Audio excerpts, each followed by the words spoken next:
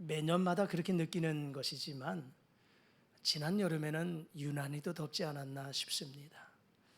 지난 며칠 동안 비로 인하여서 지금 가을의 그 계절을 느끼는 것 같지만 그래도 9월에 무더위, 9월에 열대야로 아마 힘든 여름을 지나고 있지 않았나 싶었습니다. 이렇게 더운 계절에는 우리가 찾는 것이 있다면 시원한 생수, 물이 아닌가 싶습니다. 물이라고 하는 것을 한번 생각해 보려고 그래요. 물은 우리의 생명과도 같은 것이지요. 생명과도 같다. 병원에 가보면 그 환자들에게 드려져 있는 것은 꼭 밥은 안 먹여도 수액은 놓고 있더라고요. 밥은 안 먹여도 수액을 놓고 있습니다. 우리 몸에 있는 물이 빠져나가면 탈수 증세가 일어나지요. 이것이 심하면 결국은 죽음이라고 하는 죽게 되는 것까지도 가게 되는 겁니다. 그만큼 물은 우리에게 얼마나 중요한지 몰라요. 동물에게만이 아니라 식물들에게도 역시 마찬가지예요. 여기 있는 이 화분도 한 일주일 정도만 물을 안 주고 이렇게 보면 축 잎이 처져 있는 것을 보게 돼요.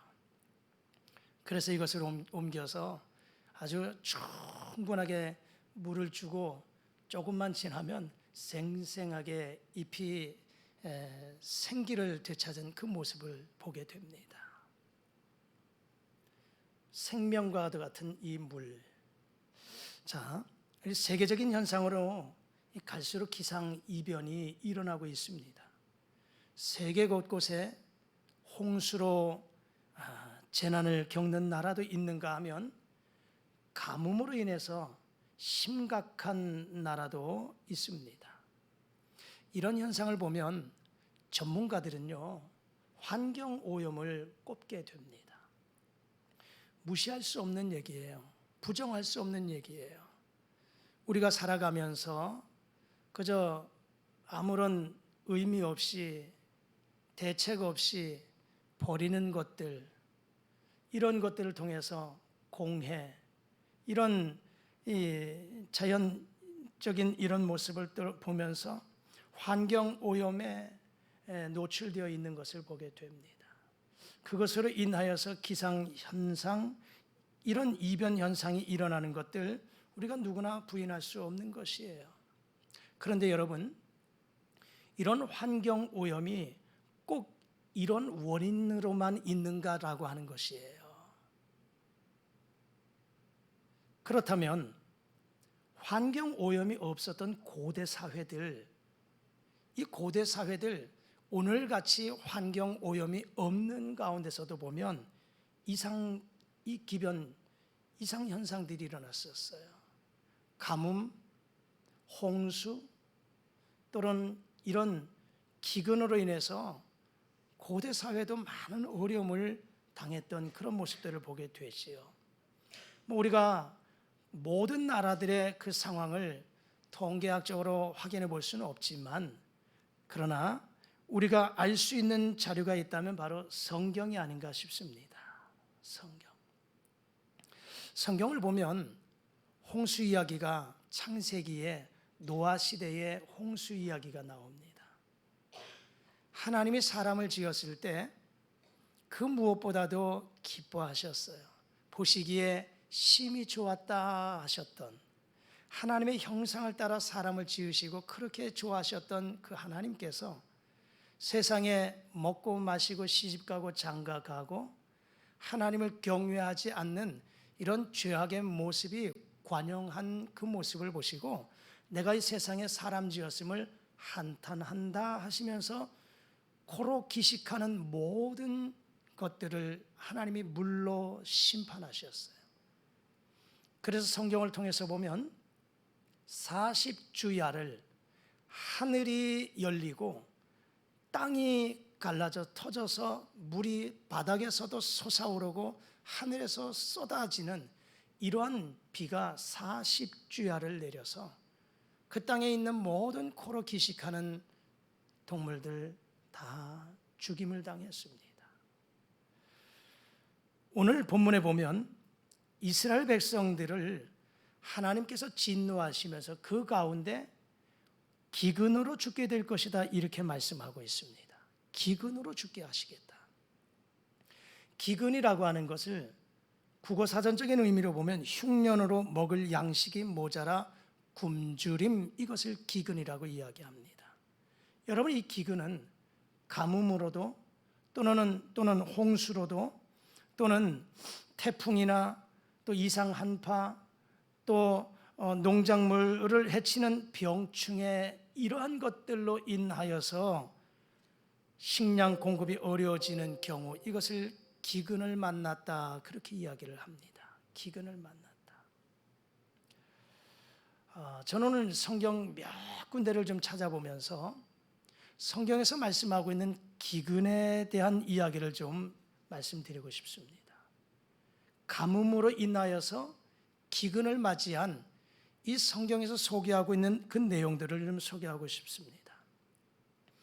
성경을 찾아보면 가장 먼저 기근이라고 하는 단어를 어디에서 찾아보냐 하면 창세기 12장에서 찾아보게 됩니다. 창세기 12장에 하나님께서 아브라함을 부르셔서 그를 민족의 조상 되게 하시겠다고 약속하시면서 그를 보내십니다. 그래서 가나안 땅으로 들어가게 되지요. 그런데 창세기 12장 10절에 가서 보면 그 땅에 기근이 들었다 이렇게 말씀합니다. 기근을 만나서 아브라함 가정이 애굽으로 내려갔다고 이렇게 말씀하고 있어요. 애굽으로 내려갔다. 기근 때문에 먹고 살기 위하여서 애굽으로 내려갔다고 말씀합니다. 그렇게 쭉 진행되다가 창세기 41장부터 시작되는 히브리 민족의 그 형성이 시작되는 이 모습을 우리는 기근을 통해서 이루어가고 있다고 하는 사실을 발견하게 돼요. 기근을 통해서.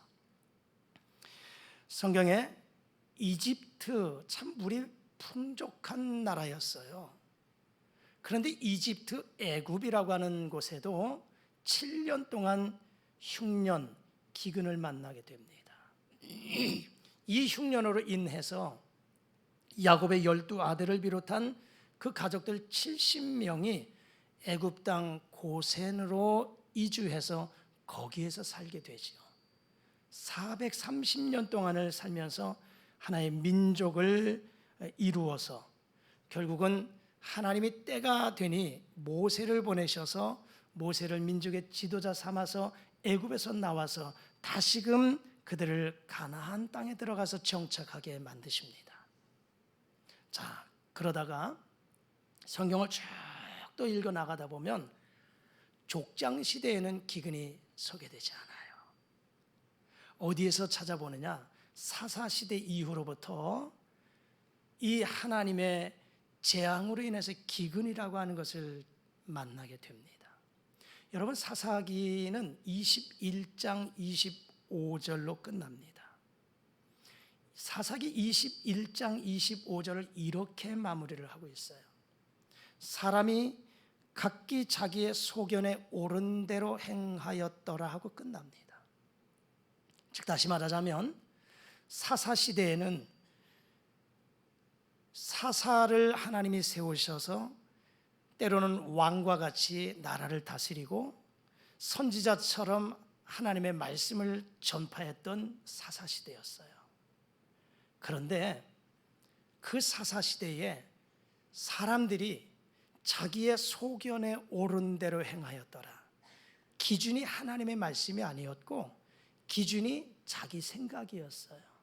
내 생각, 내 계획, 내 경험, 자기가 기준이었어요.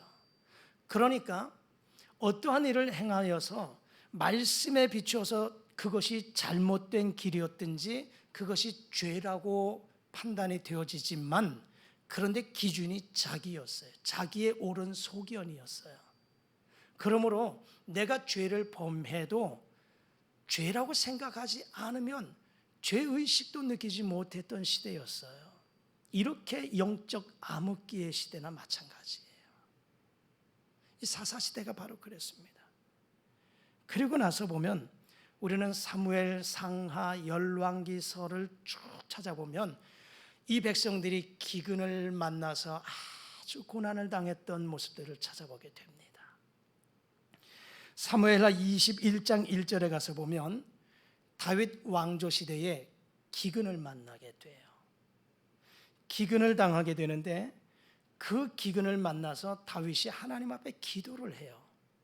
이 원인이 무엇입니까? 무엇 때문에 이 민족이 기근을 당합니까? 라고 기도할 때 하나님이 이 기근은 사울과 그의 아들들이 기브온 사람들을 죽였기 때문이다. 악행으로 인하여, 사울 왕가의 악행으로 인하여 기근을 만났다고 하나님이 말씀하십니다. 자, 사무엘하 24장을 찾아가서 보면 이제 다윗이 태평성대를 이루어가면서, 사실 다윗은 전쟁에 능한 용사였습니다. 그래서 나가서 전쟁을 하면 백전백승하다시피 했죠.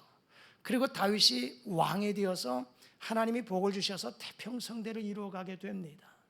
자, 그런데 사무엘하 24장에 가서 보면 다윗이 군사령관 요압이라고 하는 사람을 불러서 인구조사를 하게 만듭니다. 이스라엘과 유다 땅에 있는 각 지파의 사람들을 다 인구조사해라. 인구 센서스. 우리나라도 시기에 따라서 인구조사하잖아요. 그래서 대한민국의 인구가 몇 명인가 하는 것을 조사하잖아요. 다윗이 지금 내가 다스리는 이 백성들의 수요가 얼마인가를 알고 싶었던 거예요. 그래서 인구조사를 요압 장군에게 명합니다. 그런데 요압이 다윗에게 이렇게 반문을 해요. 사무엘하 24장 3절입니다. 우리 자막을 통해서 한번 같이 읽어보실까요? 시작. 이 백성이 얼마든지 왕의 하나님 여호와께서 100배나 더하게 하사 내 주 왕의 눈으로 보게 하시기를 원하나이다. 그런데 내 주 왕은 어찌하여 이런 일을 기뻐하시나이까? 요압이 이 대목에서는 다윗보다 난 것 같습니다. 그 믿음이 다윗보다 난 것 같습니다. 하나님이 이렇게 주셨는데 굳이 인구조사할 이유가 무엇입니까? 이렇게 해서 당신이 기뻐해야 할 이유가 있을까요? 뭐 이런 얘기겠지요. 하지만 다윗은 요압에게 재촉합니다. 인구조사하라고. 그래서 요압이 290일 동안을 인구조사합니다. 그래서 이스라엘과 유다 땅의 각 지파의 수요가 이러합니다라고 보고를 드려요. 그 순간 다윗은 하나님 앞에 자신의 잘못을, 과오를 깨닫게 돼요. 그래서 하나님 앞에 기도합니다. 자, 사무엘하 24장 10절에 이렇게 하나님 앞에 기도하는 다윗의 모습을 보게 돼요. 한번 읽어보실까요? 시작. 내가 이 일을 행함으로 큰 죄를 범하였나이다. 여호와여 이제 간구하옵나니 종의 죄를 사하여 주옵소서. 내가 심히 미련하게 행하였나이다. 아멘. 다윗이 깨닫고 하나님 앞에 내가 큰 죄를 범하였습니다. 내가 미련하게 행하였습니다라고 하나님 앞에 회개하며 기도합니다. 그럴 때 하나님께서는 선지자 갓을 다윗에게 보내어서 3가지의 재앙을 내가 이 땅에 내리겠다. 그 3가지의 재앙 중에 한 가지를 선택하라고 다윗에게 제시해요. 첫 번째는 이 온 이스라엘 땅에 7년 동안 기근을 만나게 할 것인가 하는 것을 선택해라. 7년의 기근.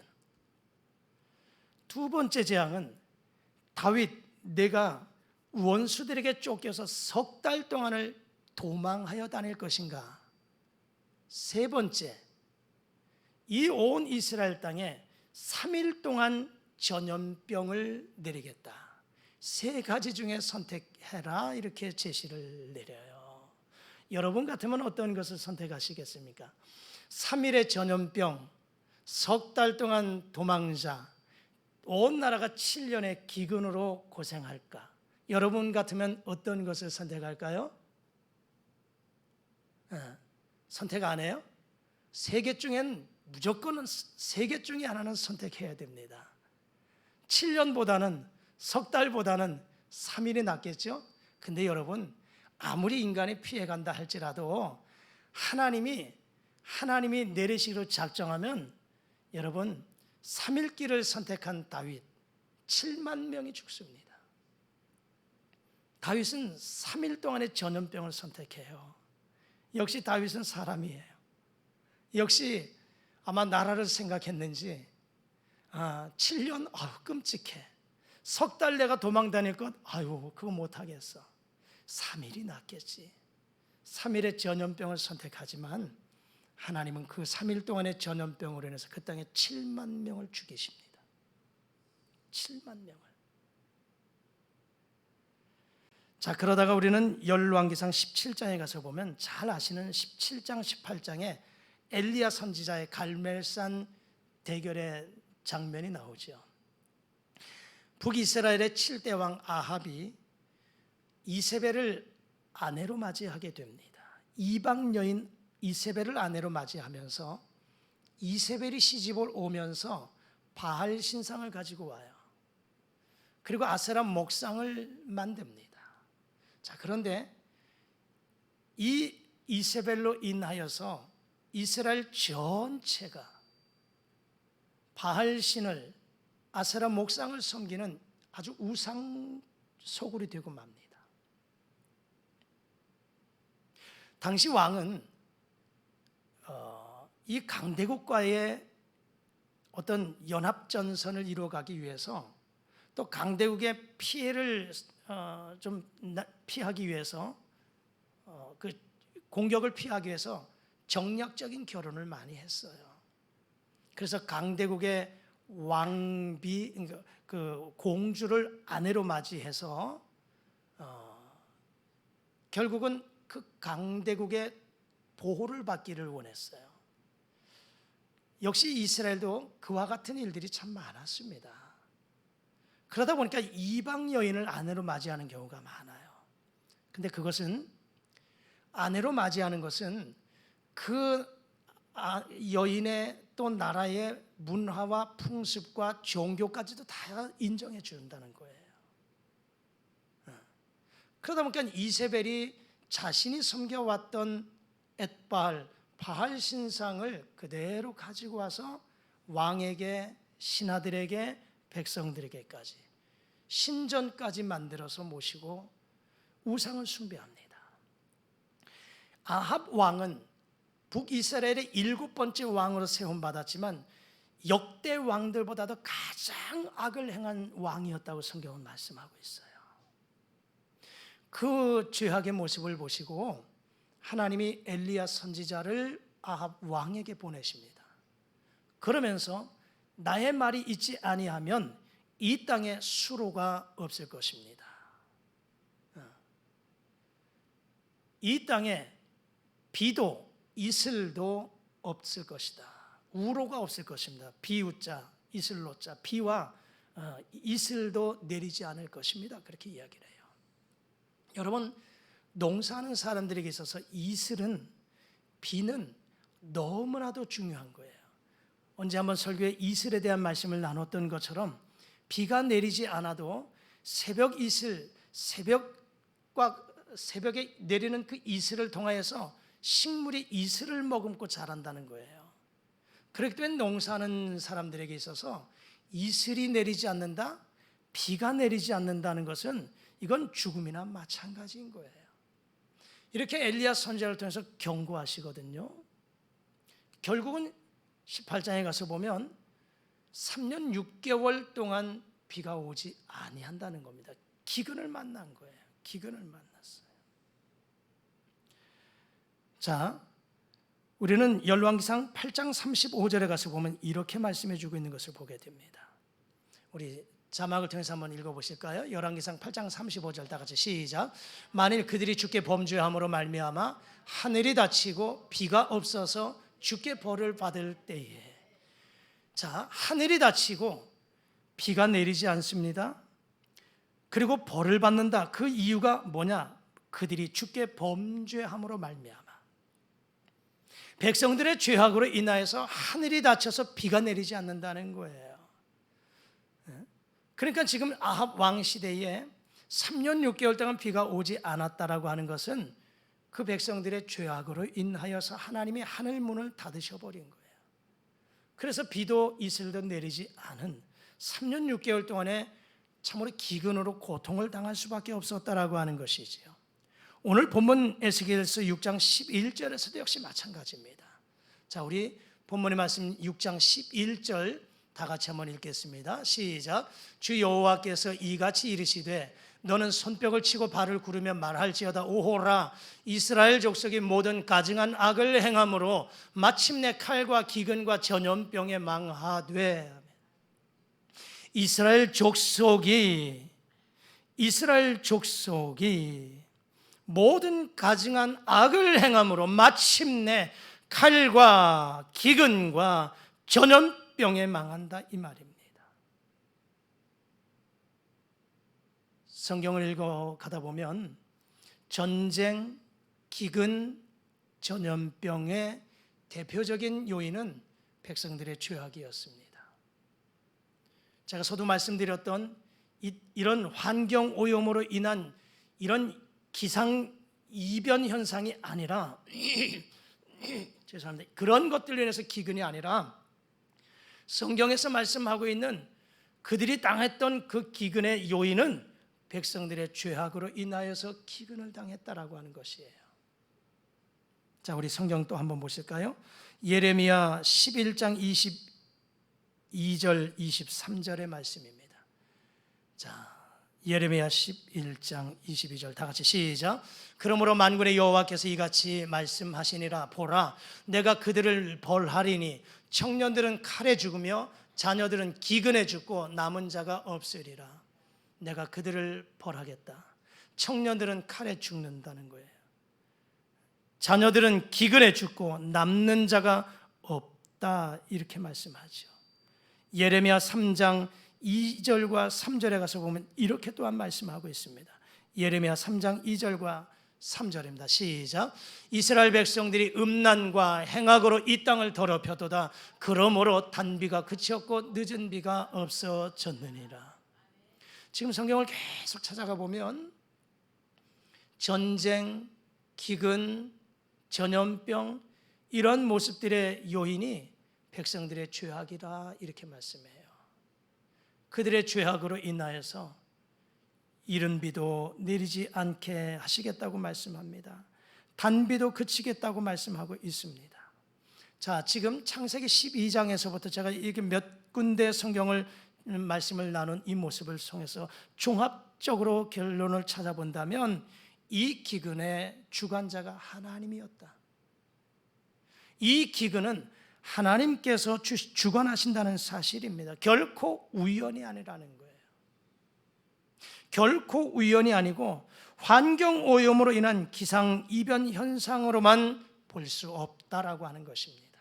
적어도 저와 여러분들은, 적어도 우리 그리스도인들은 지금 사회 현상, 일어나고 있는 이 사회 현상들, 일어나고 있는 이런 모든 모습들을 보면서 마치 전쟁이나 질병이나 기근이나 이런 재난들이 일반적인 논리로 해석하거나 그것들 가지고 풀어가서는 안 되겠다라고 하는 것입니다.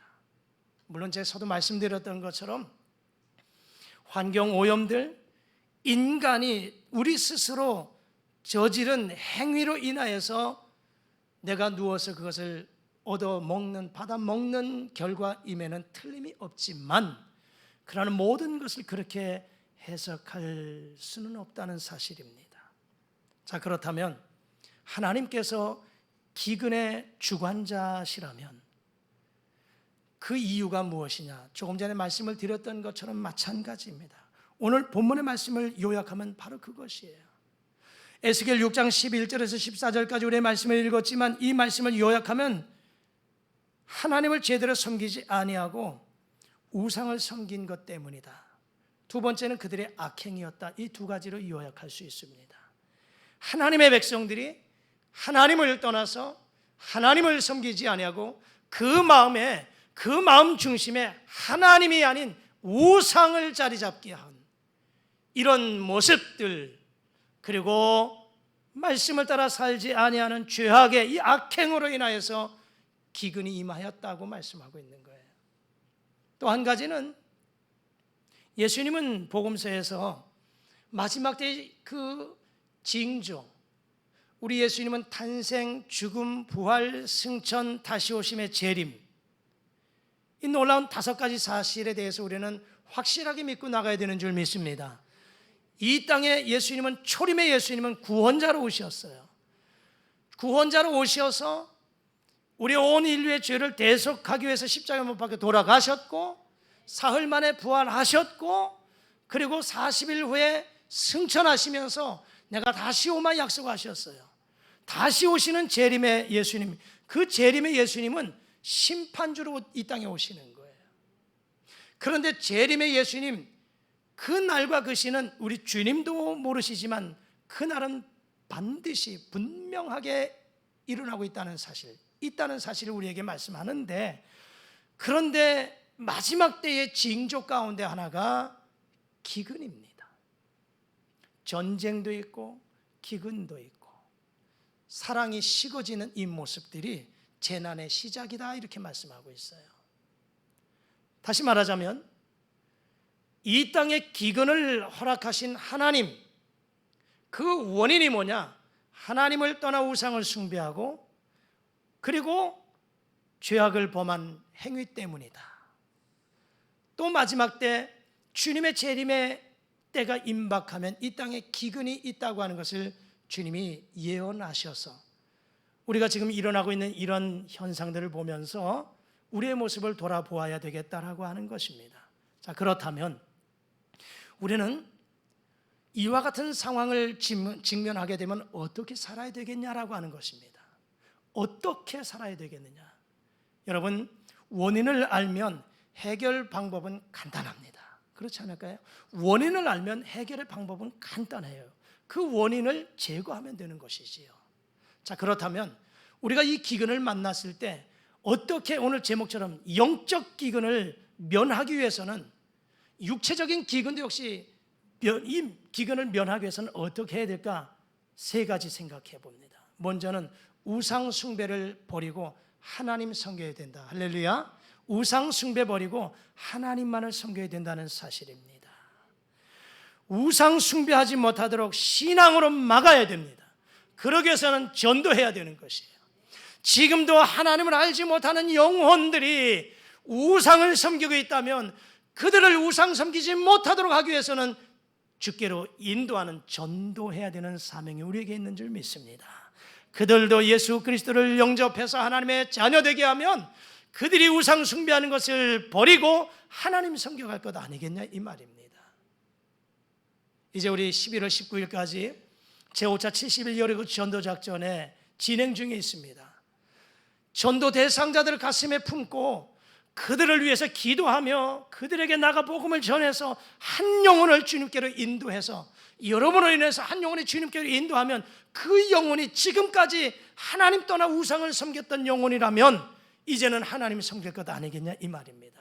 이런 모습이 나로 인하여서, 나로부터 시작이 돼서 점차적으로 이 지역사회, 이 대한민국 전체적으로 확산시켜 나가서 이 땅에 우상 숭배가 사라질 수 있기를 주의 이름으로 축복합니다. 우상 숭배가 사라지고 하나님을 섬겨감으로 인해서 이 땅에 기근이 사라질 수 있기를 주의 이름으로 축복합니다. 두 번째, 어떻게 해야 될까? 하나님의 말씀으로 돌아가야 됩니다. 하나님의 말씀으로 돌아가야 돼요. 우리가 가장 두려워할 것은 기근이라고 하는 것이 땅 위의 기근이 아니라 실은 우리의 심령의 영적 기근을 조심해야 됩니다. 영적 기근을 조심해야 돼요. 여러분, 아모스 8장 11절의 말씀 한번 읽어보실까요? 자, 아모스 8장 11절 시작. 주 여호와의 말씀이니라. 보라, 날이 이를지라 내가 기근을 땅에 보내리니 양식이 없어 주림이 아니며 물이 없어 가람이 아니요 여호와의 말씀을 듣지 못한 기갈이라. 아멘. 내가 이 땅에 기근을 내리겠다. 그 기근은 무엇이냐? 그 기근은 양식이 없어서 주림이 아니고 물이 없어 가람도 아니고 하나님의 말씀을 듣지 못한 기갈이라는 거예요. 하나님의 말씀을 듣지 못하고 내 안에 하나님의 말씀이 없어서 영적 기갈을 만났다는 거예요. 여러분, 오늘 이 시대의 영적 말씀의 홍수 시대를 살아가고 있습니다. 매체를 통해서 얼마나 많은 말씀들이 홍수처럼 쏟아지는지 몰라요. 마음만 먹으면, 우리 스마트폰 있잖아요. 휴대폰 열어서 어플 열면 인터넷 검색하면 설교가, 말씀이 홍수처럼 쏟아지고 있습니다. 유튜브 채널에서도 얼마나 많은 것들을 보게 되는지요. TV 방송을 통해서도 많은 것들을 보게 되죠. 그런데 여러분, 홍수 시대이지만 영적 기갈을 만난 이 시대가 아닌가 싶습니다. 자연의 현상을 통해서 보십시오. 홍수를 만나요. 물이 범람합니다. 흙탕물이 되어요. 그런데 문제는 뭐냐면 그렇게 물이 많은데도 마실 물이 부족하다는 거예요. 얼마 전에 그 폭우에도 보십시오. 그 폭우 가운데 물이 흘러 넘치는데도 불구하고 마실 물이 부족해서 물 달라고. 홍수 시대에 마실 물이 없어요. 영적 말씀의 홍수를 만났지만, 그러나 진정 말씀의 기갈을 만난 이 시대가 아닌가 싶습니다. 그러므로 여러분, 우리 모두가 이런 기근이 심령의 기근이 먼저고 다음으로 땅의 기근이다라고 하는 것을 우리가 깨달아야 됩니다. 그러므로 저와 여러분들이 하나님의 말씀으로 돌아갈 수 있기를 주의 이름으로 축복합니다. 이 땅에 하나님의 말씀이 충만해서 영적 기근, 이 기갈이 해소될 수 있기를 주의 이름으로 축복합니다. 마지막으로 해결할 수 있는 방법이 무엇일까요? 기도해야 된다는 사실입니다. 기도해야 된다는 거예요. 하나님께서 우리에게 성전을 주신 이유가 무엇일까? 여러분, 곳곳에 성전을 세워주신 이유가 무엇일까요?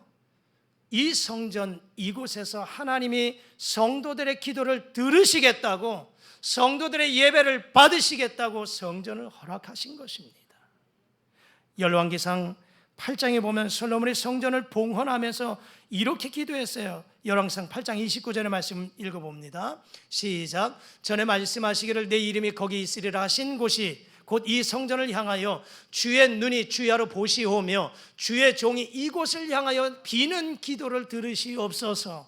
솔로몬이 성전을 봉헌하면서 그 성전에서 하나님 앞에 기도했어요. 우리가 이 성전에서 기도하는 이 기도를 들어달라고 기도했습니다. 그러면서 열왕기상 8장 37절에서 39절까지 좀 길지만 우리 다 같이 한번 읽어보실까요? 시작. 만일 이 땅에 기근이나 전염병이 있거나 곡식이 시들거나 깐부기가 나거나 메뚜기나 황충이 나거나 적국이 와서 성읍을 에워싸거나 무슨 재앙이나 무슨 질병이 있든지 막론하고 한 사람이나 혹 주의 온 백성이 이스라엘이 다 각각 자기의 마음의 재앙을 깨닫고 이 성전을 향하여 손을 펴고 무슨 기도나 무슨 간구를 하거든 주는 계신 곳 하늘에서 들으시고 용서해 주옵소서. 할렐루야.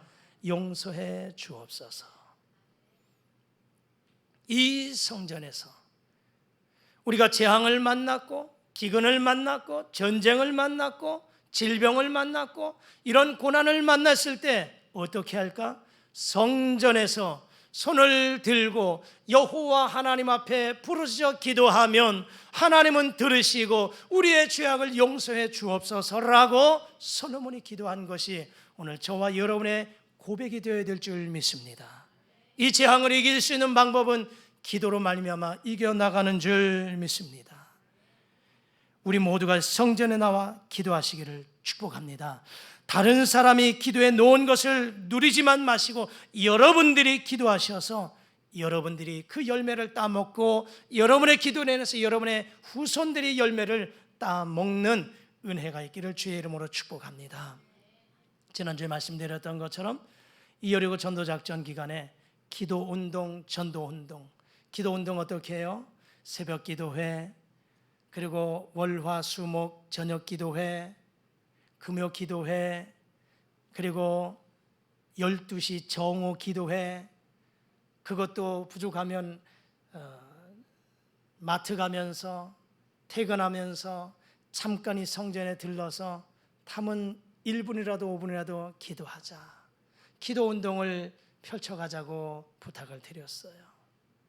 여러분, 이 중에 한 가지만이라도 여러분들이 작정하고 최선을 다해 나가신다면, 여러분의 기도의 제물이 되셔서 기도의 일꾼이 되신다면, 여러분의 기도로 인하여서 여러분의 심령의 기갈이 떠나갈 줄 믿습니다.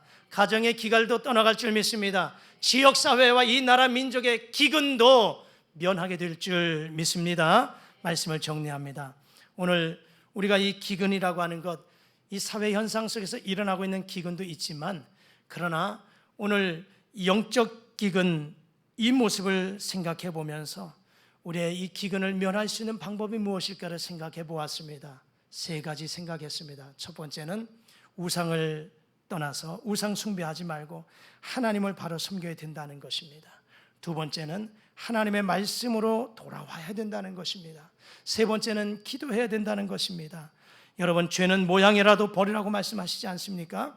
내 안에 있는 우상 숭배의 죄를 멀리하고 하나님만을 사랑하며 진심으로 그 하나님을 섬겨 나갈 수 있기를 주의 이름으로 축복합니다. 말씀드렸던 것처럼 우리가 정말 가장 두려워해야 할 것은, 그 기근은 우리 심령에 말씀이 없는 기근입니다. 말씀이 없다는 것은 말씀이 육신되어 이 땅에 오신 예수님이 내 안에 없다는 거예요. 그러므로 말씀으로 돌아간다는 것, 그 내 안에 예수님을 모시고 말씀으로 다시금 돌아가는, 그래서 우리 예수님은 자신을 가르쳐서 생명수라고 말씀하잖아요. 자신을 가르쳐서 영원히 목마르지 않는 생수라고 말씀하지 않습니까?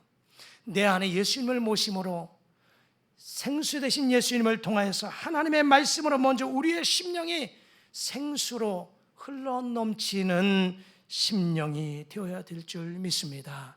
그러기 위해서 하나님의 말씀을 부지런히 읽으십시오. 매일같이 하나님 앞에 기도하며 나가실 수 있기를 바랍니다. 그러면 하나님의 은혜의 단비가 우리 모든 심령들에게 임하게 될 것입니다.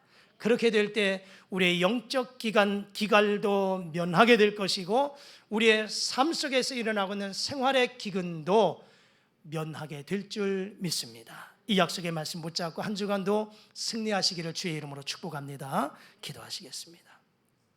하나님 아버지, 이 땅에서 살아가면서 만나는 기근이 꼭 우리의 환경 문제 때만은 아니고, 이 기근이 영적으로 하나님 앞에 범죄함으로 인하여 기근을 만난다는 사실을 깨닫게 하시고, 특별히 우리 영적 기근을 면할 수 있는 방법은 우상 숭배를 버리고 하나님만을 섬길 것이고, 하나님 말씀으로 돌아가 또 기도하며 은혜의 단비가 우리의 심령에 임하여 영적 기근을 면하는 축복의 주인공들 되게 하여 주옵소서. 예수님의 이름으로 기도드리옵나이다.